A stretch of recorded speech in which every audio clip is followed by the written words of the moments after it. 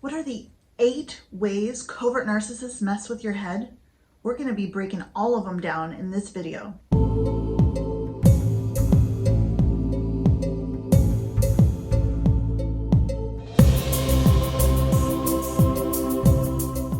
Hey, I'm Dr. Melissa. I'm a trauma expert and top doctor. And in this video and on this channel, I help you identify the narcissists in your life, to identify their impact on your life, and then turn that trauma into gold, becoming stronger and more powerful than you ever were before.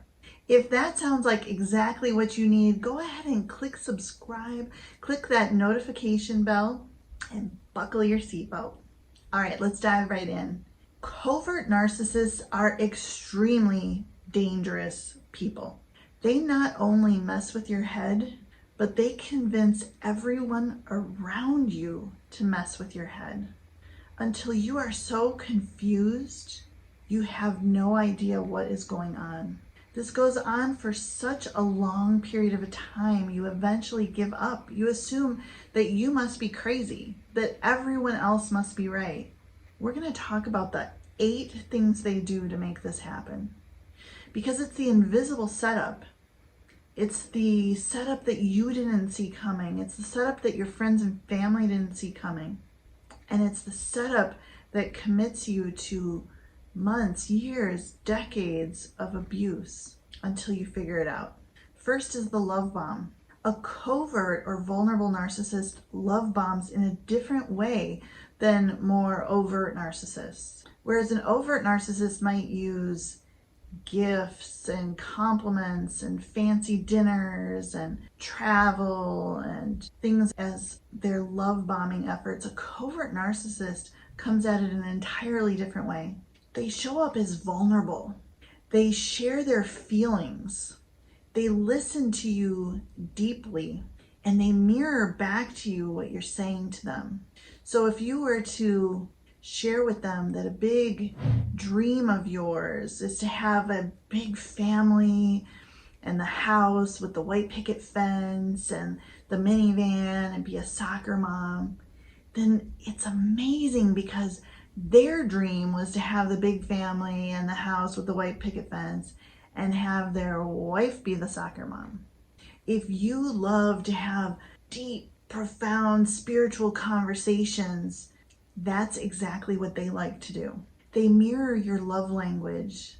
They mirror your communication style. They mirror your interests, so that you sit there thinking, oh my gosh, where has this person been my whole life? I've never found anyone like them. We are a match made in heaven.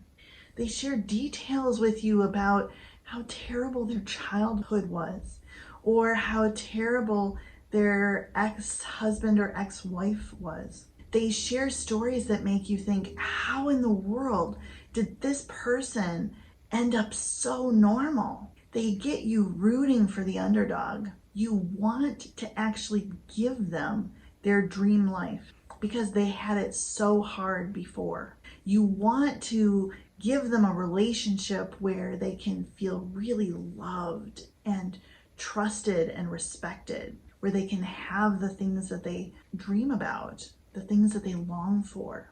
In this love bombing stage, they set you up. They not only create the lens for how you see them, but they create in you this desire to help them heal, to become whole from this horrible, terrible life that they had before. And they create this sense that you two are, twin flame soulmates, that you were made for each other. It's powerful. The second is the façade. A covert narcissist was so traumatized in their childhood. They felt so much internal shame. They lost their sense of self, and they've created this made up fairy tale world, this false narrative in which they are, as their idealized self, the hero or the star in essentially this movie that they've written. They've portrayed that to the world for years, for decades, so that their friends believe that's who they are. Their family believes that's who they are. Their coworkers believe that's who they are. It's very important to them that they're seen as a good person, as a great partner, as a great parent. So these people are likable, they're charming, they're friendly. They go out of their way to help other people. Is it because they actually want to help those people? No. It's because maintaining that made up version of reality, that fairy tale world, is more important to them than the inconvenience of helping someone else out. And because they present this version of themselves so well to the outside world, other people don't see it. Other people don't see that it's not real, that it is a false narrative, a false reality. Over time, the victims or the targets of the covert narcissist will see it. That's referred to as when their mask slips. They will see the truth, but the rest of the world will not. They will instead hear stories or hear you complain about things and think, you're too picky, you're too controlling, you're the crazy one. It's really common. Number 3 is the passive aggression. So covert narcissists, like their overt counterparts, still feel a sense of entitlement. They feel an exaggerated sense of self-importance, and that's really designed to hide how horrible and ashamed they feel inside if they were to really dive in and look at the truth. But they feel like they are unique, they're special, they should receive special treatment, that they should be treated better than they are. And so even though they run around being the people pleaser, talking about themselves in a self-deprecating way, on the inside, they really believe that they deserve better. And this comes out in terms of passive aggression. So in the beginning of a relationship, it might be joking or teasing, saying things that are just really not all that funny. They sting a little bit. And if you comment on them, you get the, oh, I was just teasing, I was just joking, you're so sensitive, lighten up. But they're not joking, they're not teasing. That's why it stings. That's why it stings more when they say it than if someone else were to say the exact same thing to you, because you can feel underneath it that they believe that there's truth in that statement, even though they won't acknowledge that. You start to see it later with other things, the sabotage of things. They say they want to go to a movie after work tonight, but then they end up working late and they just can't go. You missed the showtime, when really they weren't doing anything important. They just really didn't want to go, and they didn't want to tell you no. That sort of passive aggressive behavior is very common for a covert narcissist. And they live in a world of plausible deniability. They do these little things that it would be really difficult to prove that they moved your important papers right before you needed them on purpose. They'll claim they were just trying to tidy up. They were trying to be helpful. Or that they put the big dish that you needed to use for baking when all your friends come over to bake Christmas cookies is now in the dishwasher that's running when you would have otherwise just washed it by hand. They claim they were trying to help, and they use plausible deniability to justify their actions. Worse yet, with covert narcissists, this is called death by 1,000 cuts for a reason. The things that they do, the small ways that they devalue and they create this sense of worthlessness, they sabotage your efforts, they undermine your competence. They're subtle, which brings us to number 4. The things that they do are so subtle. Someone else won't even notice them. And if you were to go complain to your coworkers, or you were out for girls' night and you're complaining to your friends, they'd be like, really? Your baking pan was in the dishwasher, was that really a big deal? Or your favorite blouse got ruined, I'm sure it was an accident. Or, so you missed a movie. That happens. Sometimes my spouse has to work late. And you start to doubt yourself even more. Because the reality is that your body and your spirit know that something's off. They know that the teasing and the put downs are not jokes. They know that the sabotage is not accidental. These things did not happen accidentally. But you have no proof and no one else sees it. And worse yet, they think you're the problem. You're too picky, no one's good enough for you, you're too controlling, you're too sensitive, and you start to internalize that you are the problem. As time goes on and you get more and more miserable, as the life is literally sucked right out of you and you're so exhausted you can hardly get out of bed in the morning. You just don't know where the old you went. You start to have an inkling of what's going on.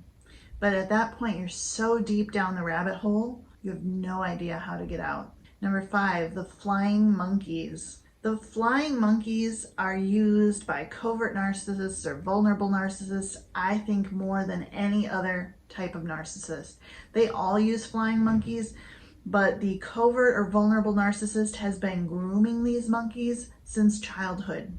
Their best friend since they were 8 believes their false reality, sees them as their idealized self. Their family, immediate family, siblings, cousins, aunts, uncles, they all see the person this way. They all see the covert narcissist in the way that that person wants to be seen.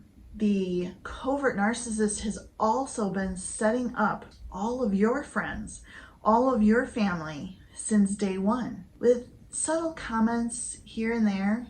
You know, I don't really like that restaurant, but I know she does, so I'm willing to go. Little things that make it look like they're very giving, and maybe you're a little selfish. Or maybe they mention to people at church in this self-deprecating way how the kids are a little disheveled because you had to get them all ready for church yourself this morning because your spouse slept in. And now people are starting to think, interesting. The person, the covert narcissist, didn't really complain, but they definitely left people with the sense that they were doing all the work, they're trying really hard, and you're lazy. They've been grooming those flying monkeys, and it's not a few. We're not talking like 2, 3, 5 people. We're talking hundreds, possibly thousands of them, depending on how many people you know. If you've been in a relationship with a covert narcissist for a long period of time, I want you to think about, all of their childhood friends, all of their family, extended family, all of their coworkers, everyone you know from any church or other community organization, all of those people, all of the parents of kids that are in your children's classes, the teachers, the principals, the doctors, dentists, therapists, if you see therapists, all of these people have been groomed to see the idealized self the narcissist, the covert narcissist, has put into this false reality or false narrative. Only you didn't see that any of this was happening because it all happened maybe when you were around, maybe when you weren't around, largely when you weren't around, and it was so subtle, no one noticed it was off. If they had, I think I didn't include in there, your friends, your family. This person has groomed all of them to think, oh, maybe you are a little controlling, or maybe you are, kind of weak, or maybe you are a little too full of yourself, through their little comments. Now, if they had said something big and huge, your best friend would say, oh, he's complaining about you all the time, and then you would know. But no, it's not like that. They're little tiny things that create this distorted perception over a very long period of time. Number 6 is gaslighting. Gaslighting is when the covert narcissist distorts your reality.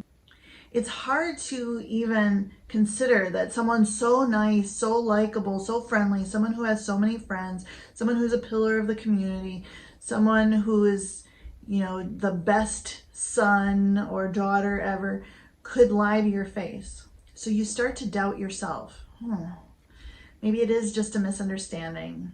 Maybe I misunderstood.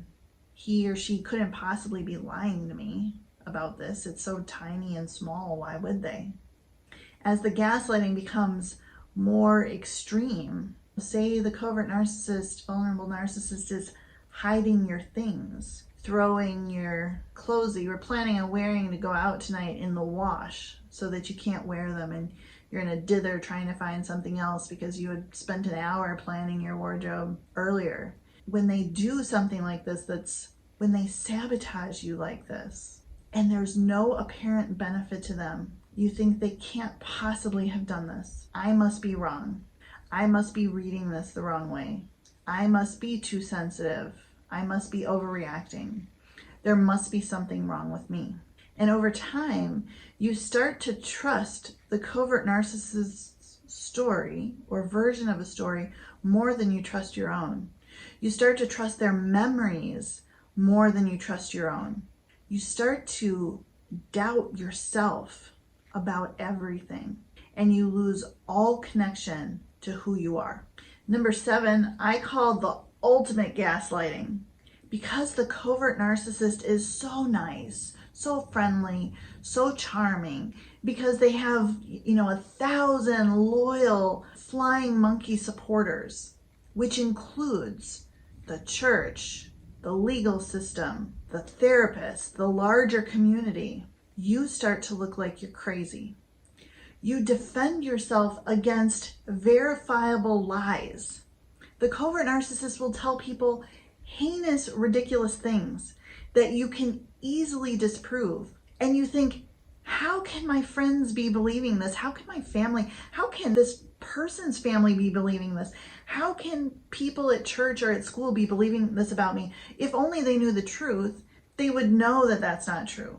So let me show them the truth, right? This is the mindset the victim has. Let me defend myself. Let me show you the truth. There must be some sort of misunderstanding. I didn't steal these things. I didn't have any affairs. I didn't say anything unkind. In fact, here's the email that proves that I was generous and compassionate about this exchange that we had.